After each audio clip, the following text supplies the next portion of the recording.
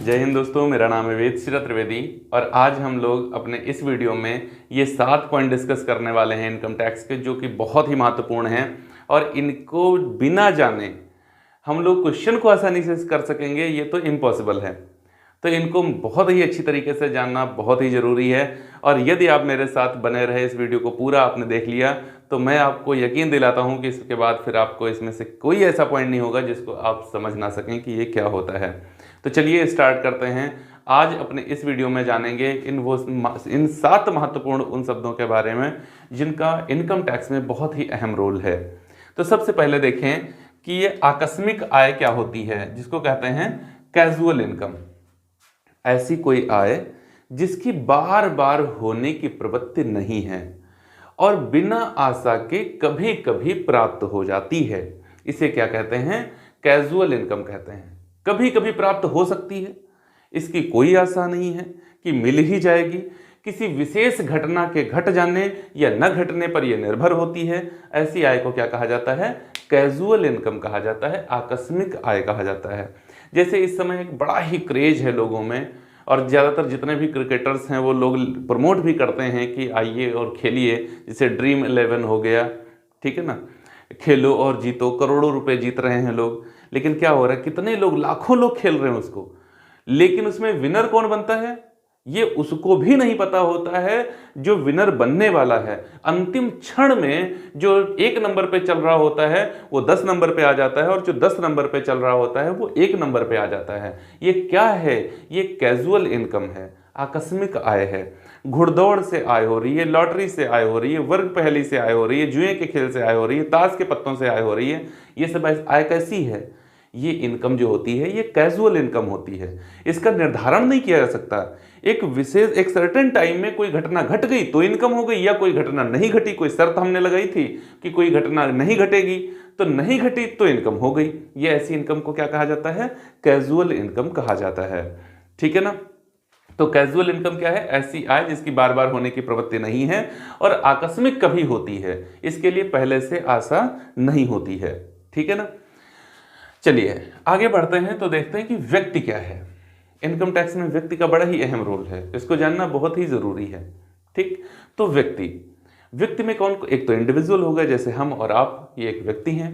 ठीक है ना। फर्म को एज ए व्यक्ति ट्रीट किया जाएगा, फर्म के साथ साथ कंपनी को एज ए व्यक्ति ट्रीट किया जाएगा, बॉडी ऑफ इंडिविजुअल को एज ए पर्सन ट्रीट किया जाएगा, एसोसिएशन ऑफ पर्सन को एज ए पर्सन ट्रीट किया जाएगा, लीगल अथॉरिटीज को एज ए पर्सन ट्रीट किया जाएगा, ट्रस्ट को एज ए पर्सन ट्रीट किया जाएगा। तो इन सभी को, हिंदू अनडिवाइडेड फैमिली को एज ए पर्सन ट्रीट किया जाएगा। तो ये सब के सब क्या हैं? एक व्यक्ति हैं। इन सबको क्या कहा गया? एक व्यक्ति मान करके इनके ऊपर टैक्स लगाया जाता है। ठीक है ना। तो व्यक्ति में इन सभी को शामिल किया जाता है और इन सभी को ही व्यक्ति कहा जाता है। ठीक है। चलिए आगे देखते हैं कि करदाता कौन है। वह कौन है जो करदाता है? तो भारत में रहने वाला वह व्यक्ति जिसकी आय किसी भी गत वर्ष में 2.5 लाख रुपए से अधिक है, वह क्या हो जाएगा? करदाता हो जाएगा। भारत में रहने वाला एक ऐसा व्यक्ति जिसकी आय किसी भी गत वर्ष में 2.5 लाख रुपए से अधिक है, वो क्या हो जाएगा? करदाता हो जाएगा। अर्थात उसे कर देना है, उसको भारत सरकार को टैक्स देना है, उसे टैक्स फाइल करना है, टैक्स की जो प्रोसेस है उसे पूरी करनी है, और जो ये सारी की सारी प्रोसेस करता है वो करदाता हो जाता है। ठीक है ना। वो बात अलग है कि आपको टैक्स देना पड़ेगा या नहीं देना पड़ेगा, ये एक अलग मेथड है, ये एक अलग बात है। लेकिन आप करदाता हो गए जैसे ही आपकी इनकम 2.5 लाख रुपए से ऊपर निकलती है। ठीक है ना। अब इसमें जब हम लोग एसएससी की बात करेंगे तो एसएससी कुछ और भी होते हैं, जैसे कहते हैं माना हुआ करदाता, डीम्ड एसएससी। वो कौन है? जो करदाता वास्तव में है नहीं, उसको करदाता मान लिया गया है। तो ये डीम्ड एसएससी कौन होता है? अरे भैया, ऐसा करदाता जो वास्तव में करदाता है नहीं, लेकिन इनकम टैक्स डिपार्टमेंट ने, इनकम टैक्स अथॉरिटीज ने उसको क्या मान लिया है? करदाता मान लिया है, तो वो करदाता हो गया है। अब ये मान कैसे लिया जाएगा? इनकम टैक्स वालों को लगता है कि यार बंदे की सैलरी जो है वो 30,000 रुपये महीने की है। एक व्यक्ति है, कौन? Mister A. ये टेढ़े टेढ़े खड़े हैं ना, ये मिस्टर ए हैं। इनकी इनकम कितनी है, इनकी सैलरी कितनी है, नौकर हैं और इनकी सैलरी है 30,000 रुपया महीने की, पर मंथ। इनकी इनकम क्या है, 30,000 रुपया पर मंथ। ठीक। और एकदम से क्या होता है, अचानक एक दिन इनके नाम एक रजिस्ट्री होती है और वो कितने की होती है, 2 करोड़ का एक मकान ये खरीद लेते हैं। जैसे ही ये 2 करोड़ का मकान खरीदेंगे और ये रजिस्ट्री इनके नाम होगी, आधार कार्ड पैन कार्ड लगेगा, तुरंत इनकम टैक्स वालों का माथा ठनक जाएगा कि जिसकी इनकम 30,000 रुपये महीने की है, वर्ष भर की इनकम कितनी हो गई, 3,60,000 रुपये है। वो 3,60,000 रुपये में कितना कमाता है और कितना गंवाता है, मतलब कितना सेविंग करता है और कितना खर्च करता है, जब वो फिर 2 करोड़ रुपए का मकान खरीद रहा है। ये कहाँ से आए 2 करोड़ रुपए? इसका मतलब कि बीच में कुछ लोचा है। अब इस लोचा का, ये लोचा है कहां पर, इसका पता लगाने लगेंगे इनकम टैक्स वाले। और जैसे ही ये पता लगाने का प्रोसेस वो स्टार्ट करेंगे, वैसे ही ये क्या हो जाएंगे मिस्टर ए, डीम्ड एसएससी हो जाएंगे, माने हुए करदाता हो जाएंगे। ये करदाता है नहीं। हो सकता है ये बताएं कि हमारे बाबा परबाबा इनके पास में बहुत ही सोना चांदी था, बहुत जमीन थी, उसको हमने बेचा है और उसके बाद हमने ये मकान लिया है, तो बाद में हो सकता है ये छूट जाए, इनको टैक्स ना देना पड़े, हो ऐसा भी हो सकता है। लेकिन जैसे ही income tax authorities, income tax department ने इनके ऊपर ऐसा ये शक की नज़रों से जब जैसे ही इनको देखने का प्रोसेस काम शुरू किया, वैसे ही ये क्या हो जाएंगे, तुरंत डीम्ड एसएससी हो जाएंगे। तो ऐसा व्यक्ति जिसके ऊपर इनकम टैक्स डिपार्टमेंट ने नोटिस जारी कर दिया है, उसकी आय के संदर्भ में जांच पड़ताल शुरू कर दी है, जिससे पूछताछ प्रारंभ कर दी है, वह व्यक्ति क्या है, एसएससी ना होते, वो एसएससी नहीं है, अभी करदाता नहीं है, वो क्या है, डीम्ड एसएससी है, माना हुआ करदाता है। करदाता हो भी सकता है और करदाता नहीं भी हो सकता है। क्लियर हो गया होगा आपको कि डीम्ड एसएससी क्या होता है। इसी कड़ी में एक और आता है एसएससी इन डिफॉल्ट, चूक में करदाता। अब ये चूक में करदाता कौन होता है, ठीक ना, ये देख लीजिए आप, चूक में करदाता, एसएससी इन डिफॉल्ट। देखो यहां देखो क्या लिखा है, डिफॉल्ट, गलती से। ये करदाता नहीं था, बिल्कुल करदाता नहीं है, ये करदाता व्यक्तिगत रूप से नहीं है, इसने कुछ ऐसी गलती कर दी है जिसके कारण ये करदाता हो गया है। जैसे केबीसी देखते होगे, बहुत फेमस है ना, केबीसी, कौन बनेगा करोड़पति। ठीक, कोई भी बंदा आता है वहां खेलने के लिए, ठीक ना, गेम खेलता है, कौन चैनल कराता है इसको, सोनी चैनल इसको ऑर्गेनाइज कराता है। तो अब यहां जब केबीसी में कोई खेलने के लिए आया और मान लो वो 5 करोड़ रुपए जीत गया, कितना जीत गया, 5 करोड़ रुपया वो जीत गया।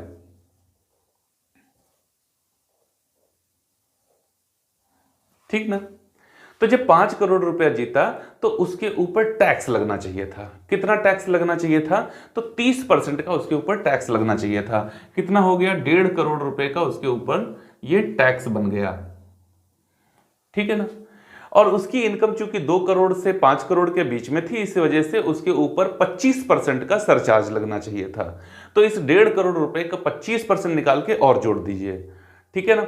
और उसके बाद में भी जो टोटल हमारा आएगा उसमें 4% का हेल्थ एंड एजुकेशन सेस लगना चाहिए, ठीक है।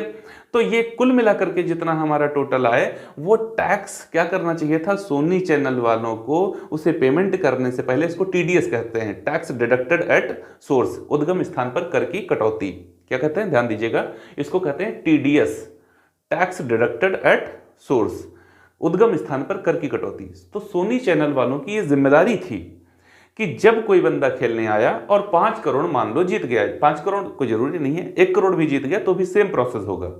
1 करोड़ जीते चाहे 50 लाख जीते, टैक्स वहां पर 30% ही लगता है।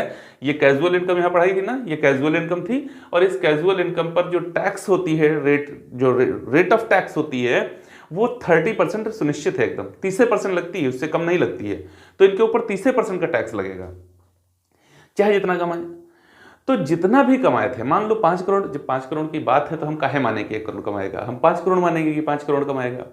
तो 5 करोड़ जीत गया, तो सोनी चैनल वालों की अभी ये जिम्मेदारी थी कि उसके 5 करोड़ पर जो 2 करोड़ के आसपास का लगभग टैक्स बनता, वो काट लेते और गवर्नमेंट के अकाउंट में जाकर उसको डिपॉजिट कर देते, और 3 करोड़ से थोड़ा सा पैसा ज्यादा जो बनता वो उस विजेता को दे देते। लेकिन सोनी चैनल वाले जिस दिन 5 करोड़ कोई जीता उस दिन बहुत ही आनंद में थे। क्यों? क्योंकि वहां पर लोग खूब जोर शोर से उस शो को बार बार रिपीट करके देखा जाएगा। अब जब बार बार उसको देखा जाएगा तो चैनल वालों की कमाई खूब कस के आगे बढ़नी है।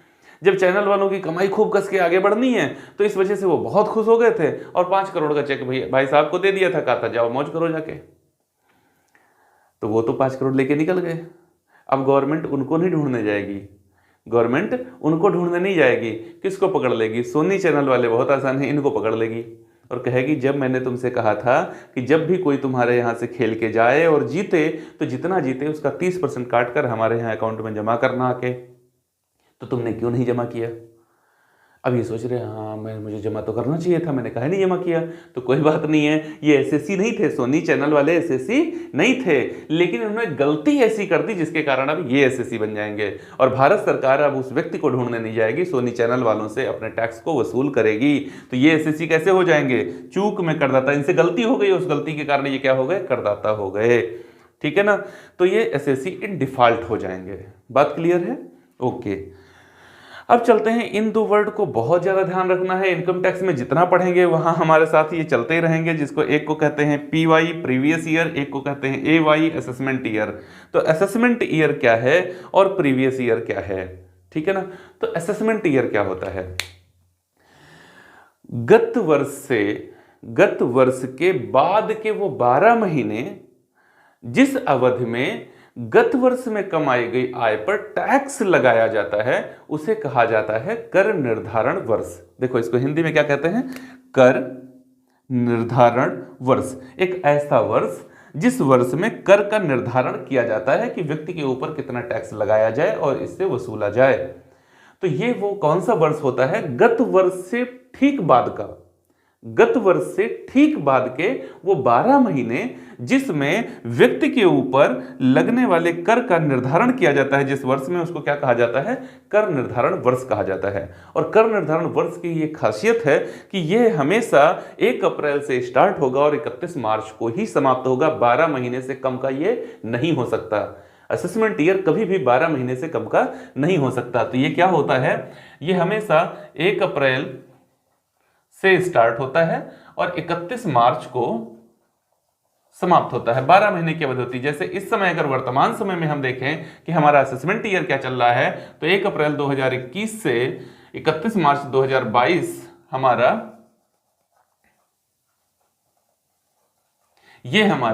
इस समय क्या चल रहा है? असेसमेंट ईयर हमारा ये चल रहा है। ठीक है ना?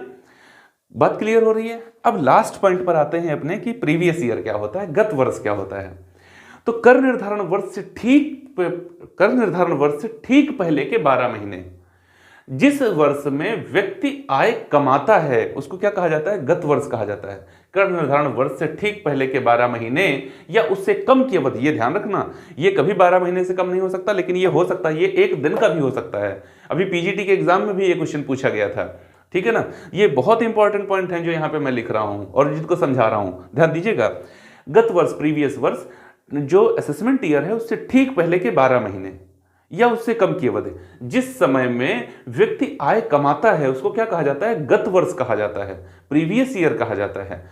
अब ये देखो, होता तो ये भी 12 महीने का है। जैसे इस समय अगर मैं बात करूं तो ये मेरा चल रहा है असेसमेंट ईयर और जो मेरा प्रीवियस ईयर चल रहा है वो चल रहा है 1 अप्रैल 2020 से 31 मार्च 2021। ये क्या है? ये हमारा प्रीवियस ईयर है। तो अर्थात 20-21 में इनकम करी जाएगी और 21-22 में उसके ऊपर टैक्स लिया जाएगा। 20-21 में इनकम करी जाएगी और 21-22 में उसके ऊपर टैक्स लिया जाएगा। ये होता है प्रीवियस ईयर, ये होता है असेसमेंट ईयर। ठीक, लेकिन ध्यान रहे, अब मान लीजिए ये वाला प्रीवियस ईयर तो है, लेकिन कोई बंदा ऐसा है जिसका व्यवसाय 31 मार्च 2021 को प्रारंभ हुआ। कब प्रारंभ हुआ? यहां 31 मार्च 2021 को उसका व्यापार प्रारंभ हुआ। तो 31 मार्च 2021 की जो इनकम है वो कहां की? उसका प्रीवियस ईयर कितना हो जाएगा? 1 दिन का उसका प्रीवियस ईयर हो जाएगा। उसका प्रीवियस ईयर कितने दिन का? 1 दिन का उसका प्रीवियस ईयर हो जाएगा। और उसका असेसमेंट ईयर ये 12 महीने का हो जाएगा। 1 दिन की इनकम पर इस वर्ष में टैक्स देगा और इस वर्ष की इनकम पर 22-23 में जाकर के टैक्स देगा। बात समझ रहे हो? ठीक ना। होता क्या है, जो टैक्स का हमारा सिस्टम है, प्रीवियस ईयर में इनकम होती है और जो असेसमेंट ईयर है इस ईयर में उसका भुगतान किया जाता है। ये नहीं होता है कि आप इनकम करो, उधर से वो खड़े हैं इनकम टैक्स डिपार्टमेंट, लाओ हमारा हमारा हमारा हिस्सा दो, हमारा टैक्स दो। ये नहीं होता है। आप इनकम करिए और अगले वर्ष उसका टैक्स दे दीजिए। आप इस वर्ष इनकम करिए, अगले वर्ष उसका टैक्स दीजिए। तो जिस वर्ष इनकम करते हैं उसको कहते हैं प्रीवियस ईयर, और जिस वर्ष टैक्स देते हैं उसको कहते हैं असेसमेंट ईयर। लेकिन ध्यान रहे, ये बातें हर जगह लागू नहीं होती हैं।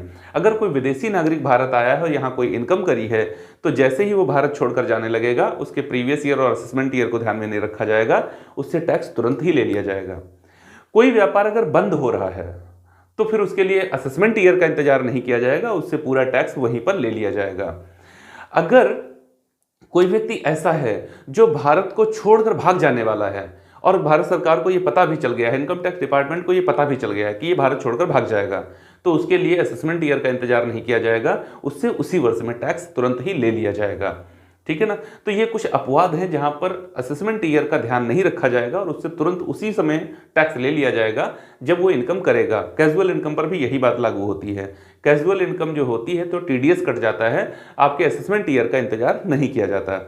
तो उम्मीद है कि आपको ये सारी ही बातें बहुत ही अच्छी तरीके से समझ में आ गई होंगी। अब हम लोग अपने अगले वीडियोस जब देखेंगे इसमें, तो उसमें ये देखेंगे कि व्यक्ति के ऊपर टैक्स कैसे लगाया जाता है, उनकी क्या रेट्स हैं और वो क्या कंडीशंस होती हैं जैसे जैसे टैक्स लगाई जाती है, क्या कंडीशन है जहाँ पर रिबेट मिल जाती है, सरचार्ज की रेट क्या होती हैं और कैसे सरचार्ज वसूला जाता है, सरचार्ज में मार्जिनल रिलीफ क्या होता है।